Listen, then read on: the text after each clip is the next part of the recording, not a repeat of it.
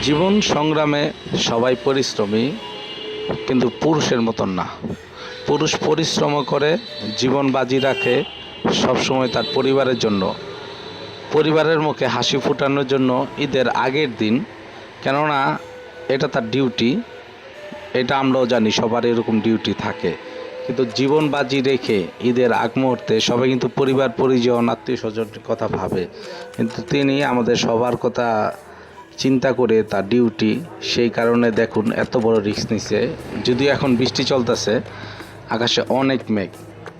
অসংখ্য ধন্যবাদ ভাইকে। আমাদের মনে বলি, চোখে বলি, আমাদের ঘরে ঘরে আলো ফুটানোর জন্য এই ভাই অক্লান্ত পরিশ্রম করে এত বড় রিস্ক নিয়ে জীবন বাজি রেখে চলে আসছে। অসংখ্য ধন্যবাদ ভাইকে। পুরুষ, এমন অনেক পুরুষকে আমরা দেখেছি বিভিন্ন তারখাম্বায় এইভাবে ঝুলে থাকতে। আল্লাহ তাকে মাফ করুক।